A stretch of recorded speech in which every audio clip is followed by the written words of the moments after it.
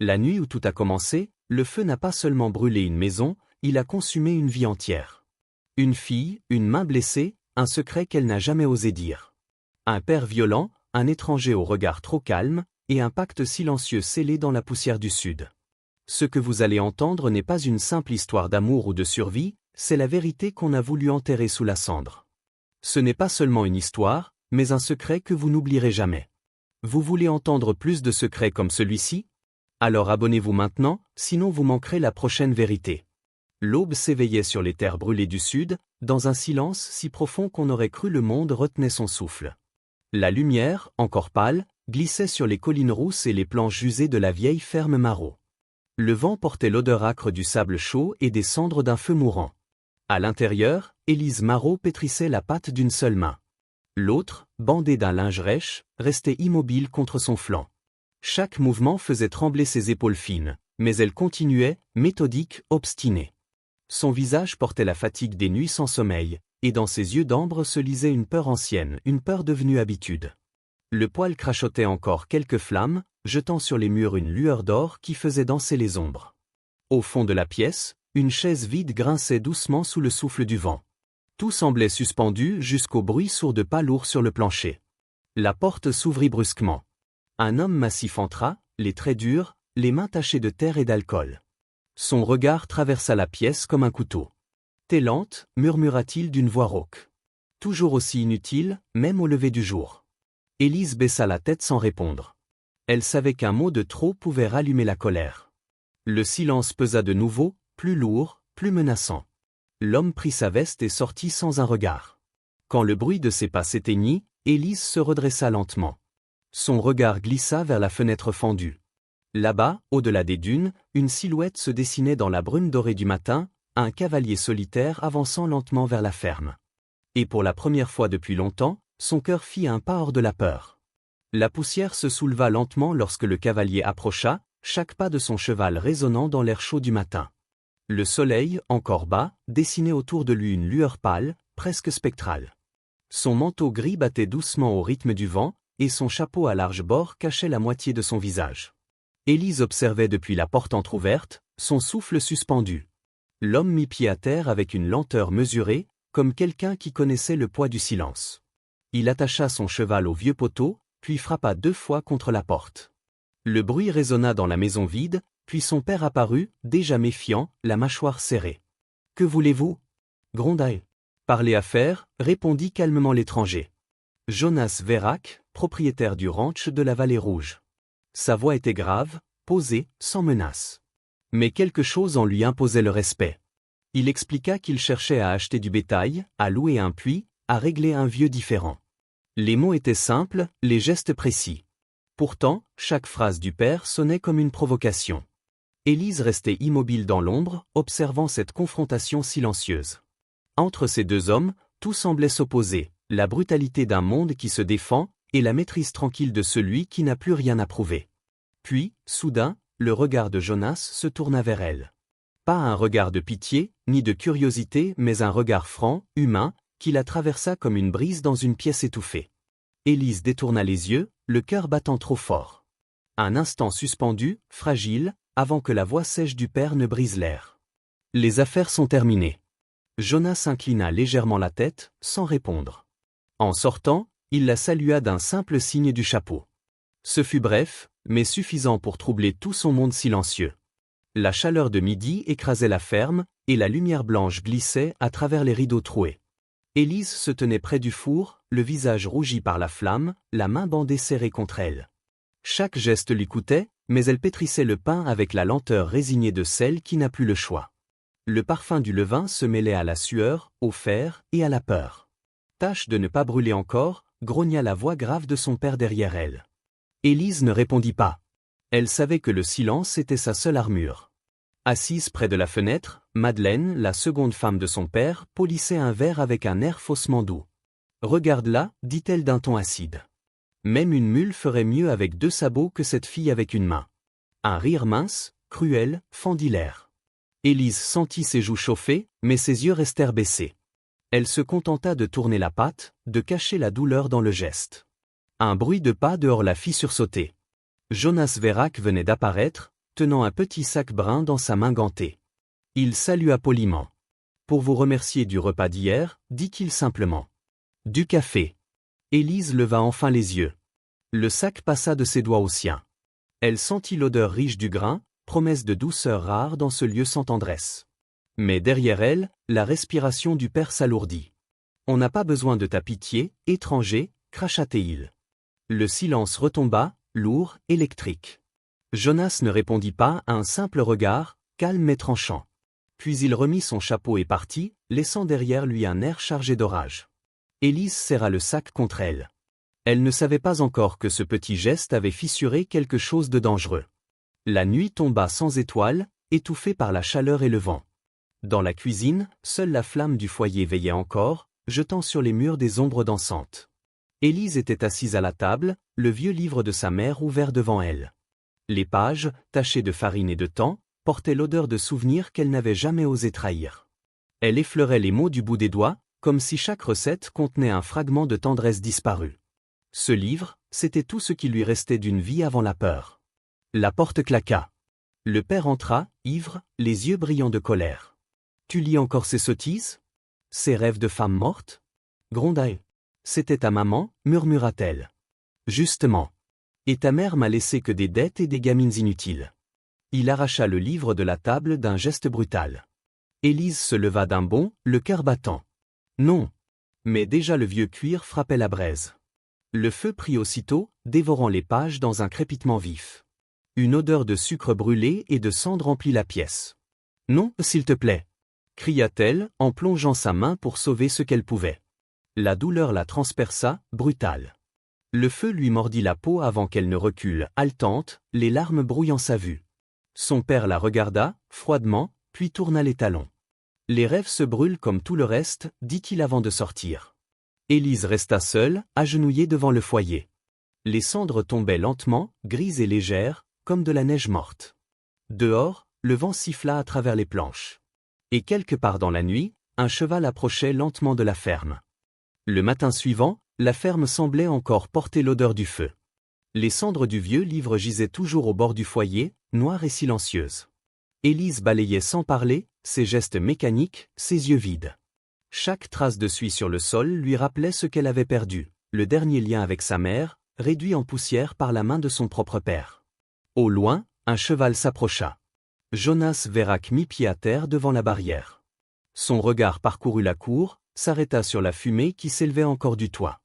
Il comprit sans qu'on lui dise. « Il s'est passé quelque chose », murmura-t-il. Élise détourna le visage. « Rien d'important. Les choses brûlent, ici. C'est tout. » Jonas hocha lentement la tête, le silence plus éloquent que n'importe quelle pitié. Puis il remonta à cheval, sans ajouter un mot. Ce jour-là, il alla directement en ville. À la banque, à la mercerie, au magasin de grains. Partout, le nom Marot apparaissait dans les livres de compte. Dettes, paris, avances jamais remboursées. Il écouta, posa des questions, sortit son carnet. Chaque fois, il laissa quelques billets et un mot signé de sa main. Dans les jours qui suivirent, une rumeur discrète commença à courir. Un acheteur mystérieux réglait les dettes de Marot, une à une, sans jamais marchander. Les commerçants disaient qu'il parlait peu, mais que son regard suffisait à faire taire les questions. Pendant ce temps, Élise continuait sa routine dans l'ignorance. Elle sentait pourtant quelque chose changer, l'air plus lourd, le regard de son père plus nerveux. Jonas ne revint pas tout de suite. Mais chaque soir, le vent portait vers la ferme une étrange impression de mouvement. Comme si quelqu'un, quelque part, dénouait les chaînes dans l'ombre. Le vent du soir soufflait dur, soulevant la poussière autour de la ferme comme une tempête prête à éclater. À l'intérieur, l'air sentait l'alcool et la colère. Gideon Marot, le père, faisait les 100 pas, une lettre froissée dans la main. Son visage rouge, ses yeux injectés de rage racontaient tout avant même qu'il n'ouvre la bouche. « Volé !» beugla-t-il. « Ces chiens m'ont volé. Ma terre, mon bétail, mes droits. » Élise leva lentement la tête depuis l'évier, les mains encore trempées d'eau savonneuse. « Que veux-tu dire ?» demanda-t-elle, la voix prudente. « Je veux dire que quelqu'un a racheté toutes mes dettes. »« Toutes !» cria-t-il en frappant la table. « Que je n'ai plus rien. Pas même ce toit. » Il la fixa alors, les lèvres tordues. « C'est toi, hein ? C'est toi et ton étranger. Vous croyez me ridiculiser ? Élise sentit la peur remonter, ancienne et froide. Mais cette fois, quelque chose d'autre se leva avec elle, une force calme, nouvelle. « Je n'ai rien fait, dit-elle doucement. Et s'il t'a pris quelque chose, c'est parce que tu l'avais déjà vendu à ta honte. » Un silence tomba. Gideon resta figé, abasourdi, incapable de comprendre d'où venait ce courage. Puis il frappa du poing sur la table, hurlant des insultes. « Tu crois que tu peux me défier? Moi? Je reviendrai. Tu verras. » Il saisit sa veste, trébucha jusqu'à la porte et disparut dans la nuit, laissant derrière lui une odeur de poussière, de whisky et de fin du monde. Élise resta debout, les bras tremblants, le cœur battant contre sa poitrine comme un tambour de guerre. Mais elle ne pleura pas. Pour la première fois, elle ne se sentit pas coupable. Elle se sentit libre. Le lendemain, le vent soufflait du nord, plus frais qu'à l'accoutumée. Les nuages dérivaient lentement au-dessus des collines, comme si le ciel lui-même respirait enfin. Élise balayait le seuil de la maison, encore sonné par la nuit précédente. Le silence paraissait différent, plus vide, mais moins oppressant. Au loin, un cheval approcha. La silhouette de Jonas Vérac se dessina à contre-jour, droite, tranquille, comme un point fixe dans le chaos. Il mit pied à terre sans un mot, ôta son chapeau et s'avança jusqu'au perron. « Vous êtes seul » demanda-t-il doucement. « Oui, répondit Élise. Il est parti. Peut-être pour de bon. » Jonas hocha la tête, sortit de sa veste une enveloppe scellée. « Il faut que vous lisiez ça. » Élise hésita, ses doigts tremblants en brisant la cire. Les mots dansaient sous ses yeux, transfert de propriété, signature, chose officielle. Elle relut 2 fois avant d'oser parler. « C'est à moi » Jonas baissa les yeux, presque gêné. « À vous, oui. J'ai simplement réglé ce qu'il devait. Rien de plus. Cette terre ne doit appartenir à personne qui vous blesse. » Un souffle échappa à Élise, mi-rire, mi-sanglot. « Vous avez fait tout cela, pour moi ? » « Non, dit-il calmement. Pour que la peur cesse ici. » Le silence entre eux s'épaissit, chargé d'émotions contenues. Le vent fit claquer la porte, soulevant une mèche de cheveux sur le front d'Élise. Elle sentit les larmes lui monter, mais ne détourna pas le regard. « Je ne sais pas comment vous remercier, » murmura-t-elle. « En vivant, répondit-il simplement. Il remit son chapeau, tourna les rênes et s'éloigna lentement dans la poussière dorée. Et pour la première fois, Élise sentit le vent changer vraiment. Les semaines passèrent comme des vagues calmes après la tempête. La maison reprenait souffle. Chaque matin, Élise rallumait le feu, non plus par devoir, mais par envie. Elle pétrissait la pâte lentement, savourant la chaleur du four, la texture douce de la farine entre ses doigts. La brûlure sur sa main s'était apaisée, laissant une cicatrice fine, une marque de survie, non plus de honte. Sur la table, un cahier neuf reposait ouvert. Page après page, elle y inscrivait les recettes dont elle se souvenait. Le pain au miel de sa mère, la soupe aux herbes, les galettes du dimanche. Les mots, tracés d'une écriture hésitante, semblaient redonner forme à une mémoire longtemps étouffée. Le village aussi avait changé. Les regards qu'on lui lançait n'étaient plus ceux de la pitié ou du jugement. Les femmes venaient lui demander du levain, les hommes saluaient d'un signe de tête respectueux. Une rumeur douce circulait, la fille Marot tient bon. Parfois, dans la lumière d'après-midi, Élise s'arrêtait au pas de la porte, les mains encore couvertes de farine, observant le champ qu'elle pensait maudit. La terre, pourtant, fleurissait à nouveau. Un soir, alors que le ciel virait au cuivre et que les grillons commençaient leur chant, elle resta plus longtemps que d'habitude près du feu. Le pain dorait dans le four, l'air embaumait la levure chaude et le romarin. C'est alors qu'elle vit une lueur au loin, une lanterne oscillant doucement dans la nuit. Son cœur accéléra. Le pas du cheval se rapprochait, régulier, familier. Jonas. Élise resta immobile, la lumière du foyer dansant sur son visage. Le vent entra par la porte entr'ouverte, apportant avec lui le parfum du pain chaud et la promesse d'un soir différent. La nuit tombait sur la vallée, lourde et orageuse. Les éclairs déchiraient parfois l'horizon, illuminant les champs d'une lueur blafarde. Élise, seule dans la cuisine, sortait le pain du four.